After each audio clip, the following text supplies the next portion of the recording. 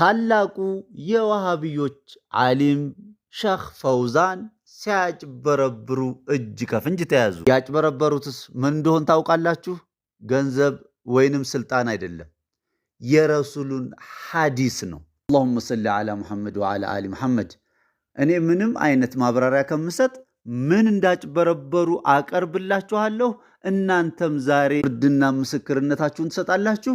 ኢንሻአላህ ነገ የውመል ቂያማ ደግሞ አላህ ፍርዱን ይሰጣል።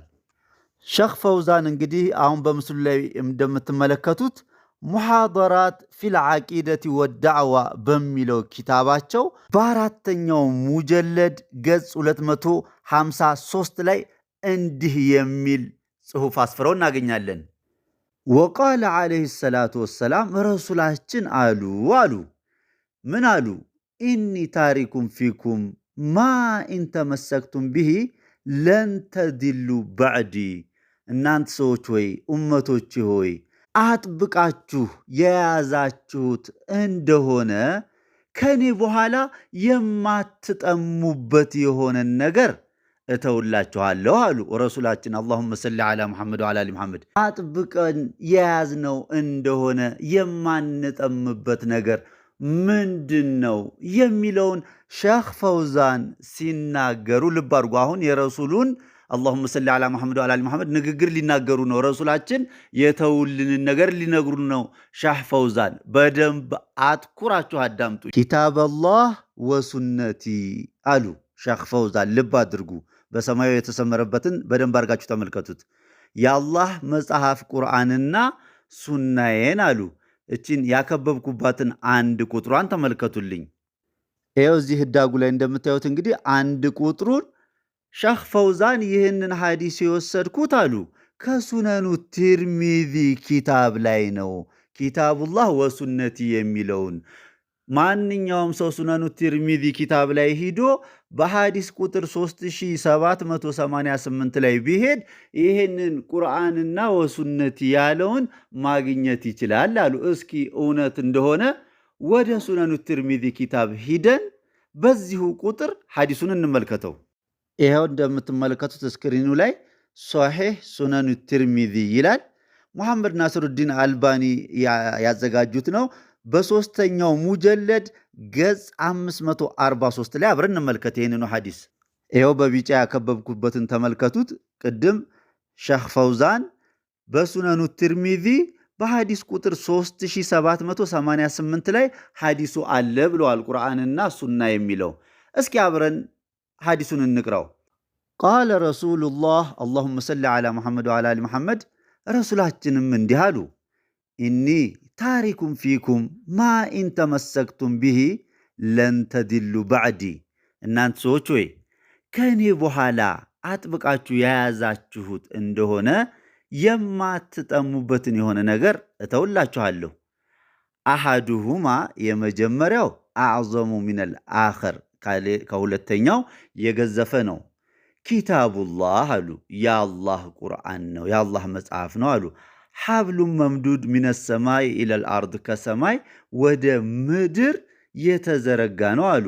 ሁለተኛውስ ወዒትረቲ አህሉ በይቲ አሉ ቤተሰቦቼን አሉ። ሼኽ ፈውዛን እዛ ጋር ምን በሚል ነው የቀየሩት? ወሱነቲ። ልብ በሉልኝ፣ ሐዲሱ አላለቀም። ምን አሉ ረሱላችን? አላሁመ ሰሊ ዐላ ሙሐመድ ወዐላ አሊ ሙሐመድ ወለን የተፈረቃ አሉ አይለያዩም። ሐታ የሪደ ዐለል ሐውድ ሐውድ ወንዝ ላይ የውመል ቂያማ ወይም ሐውድ ኩሬ ላይ እስከምንገናኝ ድረስ ቁርአንና አህለል በይቶቼ አይለያዩም አሉ። ፈንዙሩ ከይፈ ተኽሉፉኒ ፊሂማ፣ ልብ በሉ እኔን በማን እንደምትተኩኝ አሉ። ቁርአንና አህለል ቤታቸውን ሼኽ ፈውዛን እዛ ጋር ምን አሉ? ኪታባቸው ላይ ቁርአንና ሱናዬን በሚል ቀይረውታል ማለት ነው።